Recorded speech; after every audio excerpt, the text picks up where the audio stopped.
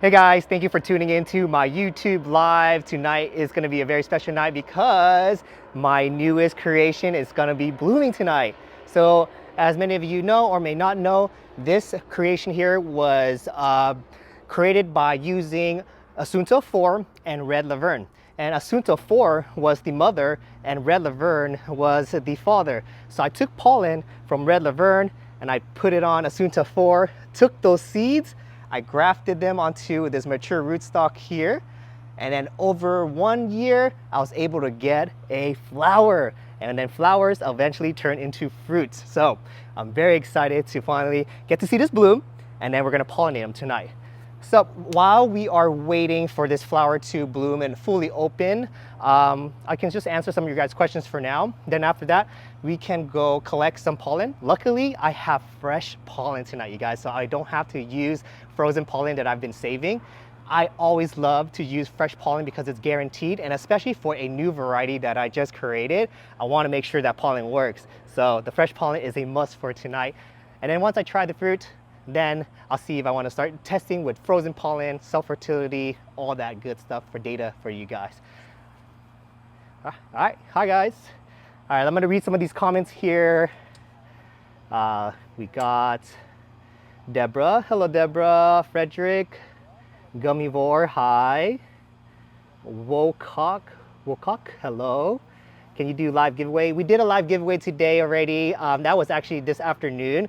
I will plan to do more giveaways as I figure out how to put a contest together, so that way you guys can get a chance to win more dragon fruit. So a very good question, thank you. Noah, hello Noah, how are you guys doing? And we got Francisco Lopez tuning in, hello. All right, so we'll take about 10 to 15 minutes to answer some questions. So if you guys have any questions that you guys always wanted to ask me, like all of the comments that you put into my YouTube, it's very, very, very hard for me to answer all of those questions. So this is a very good time to knock some of those out. So if you guys have any questions, feel free to start dumping them in here, and I'll start answering while we wait for this beautiful flower to open. All right, guys? All right, let's see here. We have Paradise Agro. Hi from Nepal. Hello. Richard here from California. Thanks for tuning in, guys. Okay. Okay, it looks like none of you guys have questions. That's a first. I better not see questions later, because when I finally ask if you guys have questions, you guys never have them. But then when you guys have questions, I'm not available to answer them. But it's okay, guys. Oh, here is the first question. Is there a faster way to make my dragon fruit grow faster?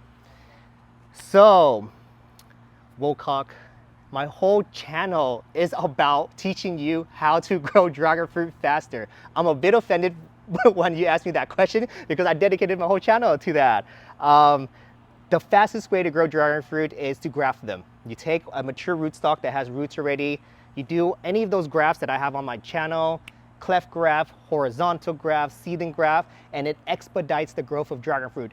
If you graft your dragon fruit, it only takes 1 year for them to produce a bud and then eventually flower, and then you get fruit. So what's the fastest way to grow dragon fruit?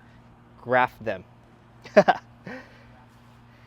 Okay, next question. Hi, this is Colleen from Austria. Hello, Colleen, how are you? Hope you guys are doing well. Greetings from Northern Marina Islands. Wow, all the way from the islands. Hello. Salute de France. Hello there, France. And Australia. Wow, I got the whole continent all over the place here. It's so awesome. Thanks for tuning in, guys. Richard, if you are planning to visit Asia, we will be glad to welcome you in my farm. Wow, I really appreciate that offer. If I ever come out there, I definitely will be reaching out. So I love visiting farms all the time, and I love seeing dragon fruit. Can dragon fruit plants be brought indoors for cold winters? I'm trying to grow in a place where the weather gets hot in the summer and quite cold in the winter, snow and ice. So Turtle Crawling 66, to answer your question, is yes, if you have the capacity and the strength to pull that into your garage for the winter, and if you know you have frost over the winter, take them in. I know a lot of people in Texas, they do that. When it gets too hot, they put it under shade. Some of them even build a greenhouse to make sure that they're shaded, or also put 30% shade cloth over their dragon fruits to prevent them from burning. Another way to prevent them from freezing is people will put tarps or bags over them and add Christmas lights underneath here, and those LEDs are warm enough to keep them from frosting and it doesn't burn them. So that's another way. But yes, if you have a way to pull them in, or you put a dolly under your dragon fruit, you're more than welcome to pull them in during the winter. That's the best way to save them. All right, let's see some other questions here. Let's go to Lex. Grafted a pylori seedling today, went well, day 4, and the graft looks green and happy. Congratulations, that means that your graft probably took the rootstock. Winter in Sydney now, but still lots of sun, lots of my branches have brought branches. So one reason why, or many reasons why your branches can rot is once it gets cold, they freeze. And once they freeze and they frost, they turn into mush. So it might be too cold. Another reason is your soil might be just too damp. In the winter, water doesn't evaporate as quick as they do in the summertime. So make sure you don't water your dragon fruit too much, or the rotting will start to happen. So less watering, and make sure they don't freeze, okay? All right. Hey, oh my God, hey, I joined the live for the first time. Awesome, glad you joined live for the first time. Grafted 4 days ago, no worries. Which variety is the most heat tolerant in your climate? So far, the Ecuador Pylori has been a very, very tolerant variety in my area. I live in California, Southern California in Orange County, and they never have a problem. The cold, the heat, 100 degrees, they breeze through them. So Ecuador Pylori, if you need something that just takes the heat, that's a really good one. The only downfall is they take a very long time to ripen the fruit. It's about 120 to 90 days around that time. All right. Is it better to put varieties of similar vigor in a pot together? For example, putting all slow varieties in the same pot to avoid them being out. Yes, so that's a very good question. If you guys notice, I have a lot of pots with mixed varieties, and the main reason I did that was because I didn't want to dedicate one pot of 4 of the same varieties, and what if I didn't like that variety? Then I'll have to throw the whole pot out. My reason for putting 4 different varieties into one pot is to make sure I like the fruit before I clone them all into their own trellis. So yes, if you know your varieties and you know those ones are all slow growers or vigor growth, put them together, because it's very easy for a strong vigor one to take over the whole pot, and the slow one is going to grow very slow because it never got a chance to spread its roots. Timmy Allen, hello Timmy Allen. And Narendra Patel, hello from India, hello. And we have Gummivore. Should I mist my dragon fruit on top of watering the soil? I don't recommend you wet your dragon fruit with water, especially in the daytime, because the water can actually give them sunburns. And also, if you put too much water at night, the moisture can actually cause fungus to happen. So humidity is not that great. If it sticks onto the dragon fruit for too long, you're gonna get something called cactus rust. So if you can, leave the branches dry and just water your soil. Timmy Allen, my wife and I love to watch you. Thank you so much. Continue to watch. I love all the support. Appreciate it, you guys. Carrie Martin, okay Richard, don't get mad, but this is a perfect time to ask. Do you get pollen from each variety, and how do you know which one to use where? I do take pollen from each variety, mainly because I like to create different types of dragon fruit hybrids. So if I am keeping a specific variety from each dragon fruit, they are all stored into their own container. I don't mix any of my pollen, because if I want to create a new variety, I have pollen ready in my freezer to pull out. Let's say I wanted to pollinate this new variety tonight with American Beauty. I have some American Beauty in there. Or if I wanted to pollinate it with Sugar Dragon, I also have Sugar Dragon pollen frozen in my chest freezer. So yes, I store every single dragon fruit pollen, and how I know which one takes which one, it's over the time of experience, and I have a whole list of what works with what needs to be cross-pollinated, what is self-fertile. I guess one day we can go through all of that in a video where I can list all of it, put in a description, so you guys can always go back to revisit that video to check on your dragon fruit variety, if it needs self-pollinated, if it's self-fertile, or if it needs cross-pollinating, okay? That's a very good question, thank you. Oh, okay, so let's clarify the question. Sorry, Richard, I meant, is there a fast-through way to speed up the growth, such as more sun or less water? No, I mean, they will grow in no sun. If you ever notice, if you put a dragon fruit in the shed, they will still grow. If there is sun, they do grow thicker in width. They don't technically grow faster, but they just get more like thick growth. So in the shade, they will grow skinny branches. In the sun, they'll grow very wide, thick branches. But the fastest way, like I said, to grow your dragon fruit faster is to graft them on a rootstock that you know that grows very fast. If you have a variety that you can see clearly, it passes all of them, graft it onto that and you'll see the same growth to that variety. All right, which best variety for high temperature in India? Okay, that's a very good question. I'm not from India, so it's very hard for me to tell you what works over there, but from my personal experience, the ones that take the best heat is the Ecuador Palora. All right, yo, Freddie, what's up, Freddie? All right, so it looks like our flower is finally starting to open. We're gonna take a pause on the questions, and then if I have time at the end, we'll answer some more questions, all right, guys? But what I'm gonna be using today to collect pollen is, boom, this is my secret weapon here, you guys. This is a mini handheld vacuum, and this has made my job so much faster and so much easier when I started using this. Before I would walk around with my headlight here. So I'm gonna put this on, and you're gonna see me walk around and collect pollen. I have this here. So I would go around with this bowl and take the back of my stick, and I'll go in there and shake out all the pollen. That's what I used to do. But ever since this got introduced to the dragon fruit community, I think it was Kim Fan that started using this, and she shared a link for all this. Great dragon fruit grower, love her. Hello, Kim Fan. But yeah, this is $20, and and it's gonna make a heck of your job so much easier. Enough talk, let me just show you guys what this can do. So let's go over to Sugar Dragon and collect some pollen from Sugar Dragon. I have a stool already set up over there. So that's another thing I want to talk about, you guys, is Sugar Dragon is a universal pollinator. So you can use that pollen to pollinate most of your dragon fruits. So if you have a self-stir variety like ASUNTA 5, ASUNTA 4, that new creation, Sugar Dragon will pollinate it. It's self-fertile to itself, so it works on itself, and it also works for a majority of all of the other self-stir varieties. And I've used Sugar Dragon all the time to pollinate all of my crosses, and it always works. Just wanted to share you guys this beautiful flower here. We have Purple Haze, and just look how big this flower is, you guys. It's huge. So I'll collect some of this pollen later too. This is a self-stir variety. So I'm gonna use actually Sugar Dragon to pollinate Purple Haze, pollinate Red Laverne that I have over there, and the new hybrid. Okay, here we go. I'm gonna turn on my light. Sorry if it's a little bright, you guys. It is getting dark, but I'm just showing you guys my process here. And I hope my neighbors don't look at me all weird. Okay, here we go.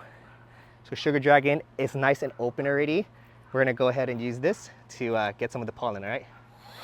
It's on.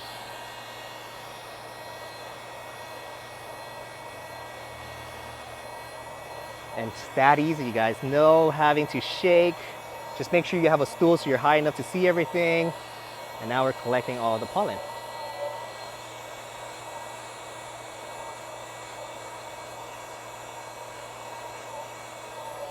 All right. Now let me show you guys all of the gold that I have in here. You ready? Check that out, you guys. There's pollen here, and there's all that pollen there. So what I'm gonna do before I use all this pollen is we're gonna make sure to pollinate Sugar Dragon with its own pollen. So I have it right there, and it just needs a dab like that.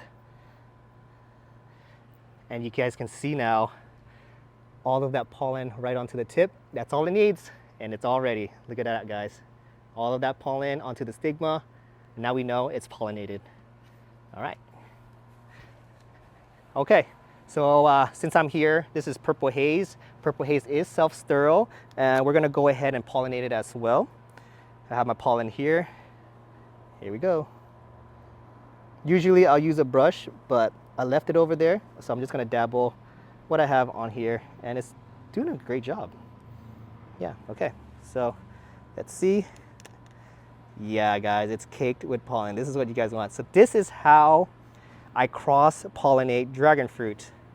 It's that easy, you guys. You just have to find a different variety of dragon fruit, collect its pollen, and go to all of your self-stir varieties and start pollinating. Okay, let's go check out if our new creation is finally fully bloomed yet. If not, we'll go ahead and pollinate all of the self-stir varieties as we wait for this one. Okay, guys? Wow, it is getting there. Oh, I technically can pollinate it now, but let's just go pollinate all the other varieties and come back to it. But let's show all of our viewers what it's starting to look like.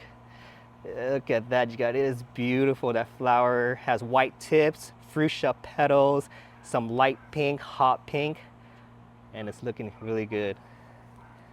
All right. Turn off my light so you guys can see that.